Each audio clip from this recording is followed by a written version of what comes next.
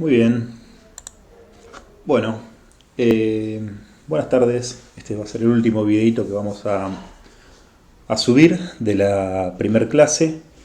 Es una simulación eh, donde ustedes van a poder ver de una forma un poquito más prolija los esquemas que yo les hice en papel, digamos, que tal vez a veces se prestan un poco a confusión, ¿no? Y de paso presentarles y convidarles a una herramienta muy poderosa que tienen de simulación y por otro lado muy importante, gratuita, ¿sí? De libre disponibilidad, que es el lenguaje Python, que hoy en día es de gran uso. Antes en esta asignatura, por contarles un poco, usábamos MATLAB como herramienta de simulación matemática. Pero el desarrollo que tuvo en los últimos años Python hace que justamente sea, aparte de ser una herramienta gratuita, que es lo más importante y libre, es que justamente se amplió mucho el uso que tiene la herramienta. Por lo tanto, les podría venir bastante bien familiarizarse con el uso. Así que un poco hicimos hace unos años el esfuerzo de pasar todo a Python, digamos, todo lo que es lo que teníamos en MATLAB. Bueno, como verán, muchos de los módulos es un concepto muy cercano a las librerías que ustedes tal vez ya manejan de C. Los módulos son básicamente paquetes de funciones ordenados. Van a ver que hacemos mucho uso de algunos módulos, en especial aquellos que nos dan la posibilidad, por ejemplo, en este caso, bueno, este S-Plane es un módulo que hicimos que lo ampliamos basado en el trabajo de otra persona que está citado en la documentación del propio módulo. Podemos apretar control e ir directamente al módulo. Es un módulo originalmente de este autor y que tanto Andrés Di Donato como yo lo fuimos ampliando y adaptando a nuestro uso, al uso de la materia, pero que tenía una función que era la de hacer el diagramita del diagrama de polos y ceros muy linda, muy visual, muy estética, y bueno, le agregamos algunas cosas más. En este caso, esto no lo vamos a usar todavía, lo vamos a usar más adelante en la materia, pero justamente hacemos uso de algunas funciones y fíjense que la escritura en general en Python es muy legible, entonces basta con saber un poquito de inglés. Entonces básicamente lo que dice es: del módulo SPlane importe estas tres funciones, del módulo SciPySignal importe esta otra función, y del módulo Matplotlib importe este otro módulo. Estos son módulos en este caso, y en este caso simplemente me estoy importando funciones. Este no es estrictamente útil porque me indica acá que no lo estoy usando, pero bueno, nada. Es decir, para los fines de un ejemplo, fíjense que lo que vamos a hacer es básicamente cargar nuestra función matemática, nuestra función transferencia, de la forma parametrizada como la teníamos en el ejemplo que dimos de una función transferencia, un polinomio de orden 2, un polinomio cuadrático. Y fíjense que la forma de crear un objeto que genere una función transferencia es a través de esta función, que básicamente lo que nos pide va a ser los coeficientes del polinomio numerador. Recuerden que es el coeficiente numerador tenía un solo coeficiente, que es el de omega 0 al cuadrado. Y después el polinomio denominador, lo que nos pide es que le pasemos de orden decreciente las potencias. Es decir, que esto va a ser s cuadrado, esto va a ser s, y esto va a ser s a la 0. ¿Sí? Por lo tanto, de esta forma nosotros lo que estaríamos determinando es la función transferencia con la que venimos trabajando habitualmente. Voy a dejar esto siempre encima, si no me pierden de vista. Con la que venimos trabajando hasta ahora. Bueno, basta con que ustedes en su casa, si instalan todo el ambiente, y esto es muy fácil instalar el ambiente, pueden buscar documentación por ahí. Si no, nos pueden preguntar si alguno está muy inquieto por probar esto, y si no se puede arreglar solo, nos puede preguntar en el foro, pero van a encontrar un montón de documentación de cómo instalar Spider, ¿sí? Que es una especie de emulador de MATLAB, o de símil MATLAB, ¿no? Pero basado en Python. Bueno, si acá apretamos F5, ¿sí? Vamos a correr el script este. Si les parece bien, vamos a empezar de cero, lo que deberían ustedes hacer. Lo primero que deberían ustedes hacer es invocar este comando, ¿sí? En la consola. Esto le va a indicar al Python, digamos al al Matplotlib que toda su salida estándar la haga a través de la interfaz Qt. En mi caso es Qt5, pero podría ser que ustedes tengan Qt4, hay otros también, pero van a tener que leer un poquito de documentación, no me voy a meter mucho en esto. Esto básicamente es para que ustedes tengan la salida gráfica a Qt. Yo les recomiendo que lo usen así. Después ejecutan el script y van a ver que justamente lo que vamos a hacer es a graficar un diagrama de bode, un diagrama de polos y ceros y un diagrama de retardo de grupo, ¿sí? Entonces, la primera de las ventanas que se les va a desplegar es justamente el diagrama de bode, que es lo que estamos viendo ahora mismo, ¿sí? Lo voy a llevar esto para acá abajo, así no molesta tanto por la explicación.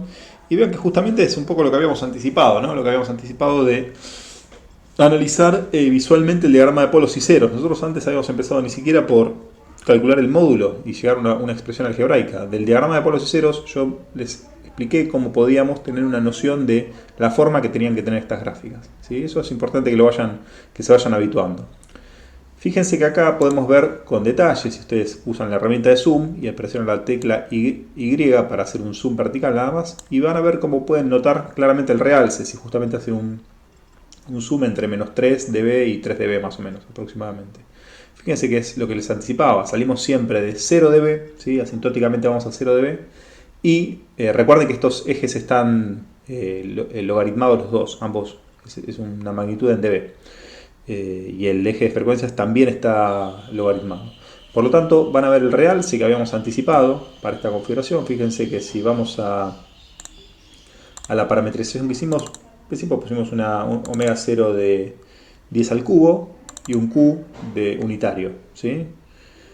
Volvemos al gráfico y vamos a ver que justamente la omega de corte coincide con 10 al cubo, ¿sí? Y lo que podemos ver a partir de ahí es que es la pendiente que habíamos predicho, ¿no? 40 dB en una década, ¿sí? Acá pasamos de 10 al cubo a 10 a la cuarta y vemos que la pendiente de esto desarrolla 40 dB de atenuación. En cuanto a la fase podemos ver un poco lo mismo, ¿sí? La forma S espejada que tenía la respuesta de fase, y vemos que justamente en omega 0 desarrolla los 90 grados o los pi sobre 2 radianes, ¿no? Por lo tanto, es un poco cumple con la predicción de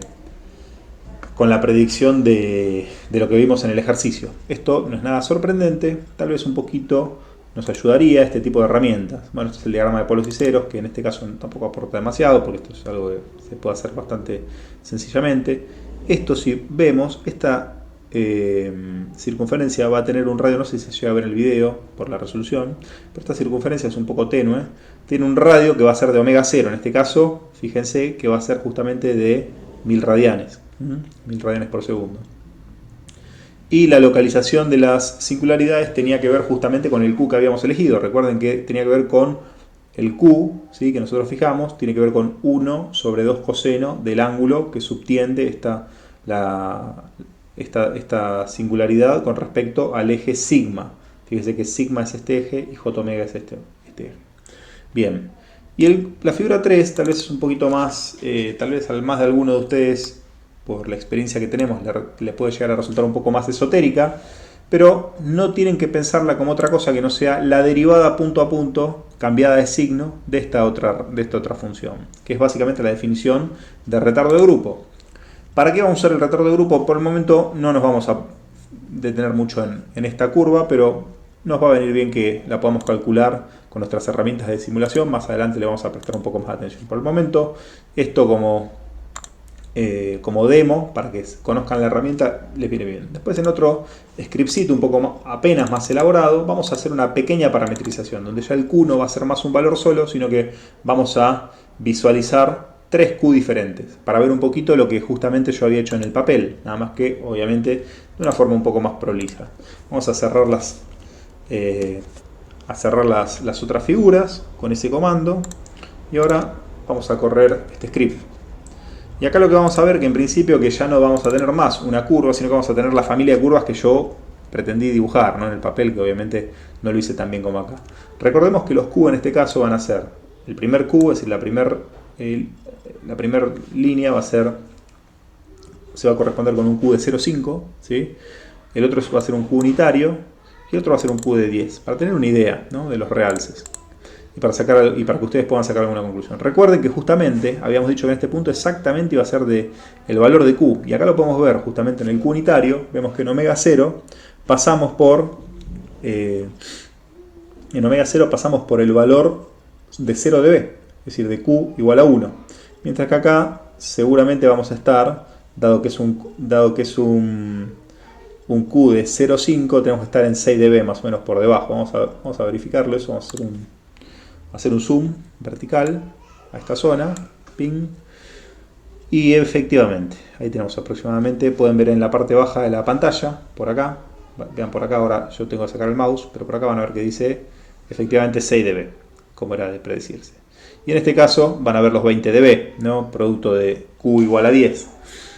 Y lo que les había anticipado, que el máximo no se da exactamente en omega 0, sino que, perdón, que acá estamos con dengue también, así que me acaba de atacar un mosquito.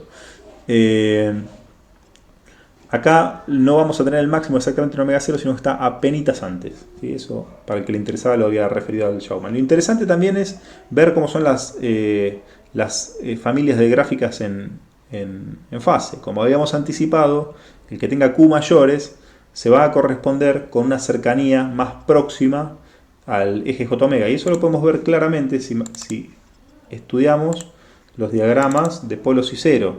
¿Sí? Miren, acá los tengo los tres. En este caso la herramienta no los superpone, lo cual no está tan mal tampoco. ¿Sí?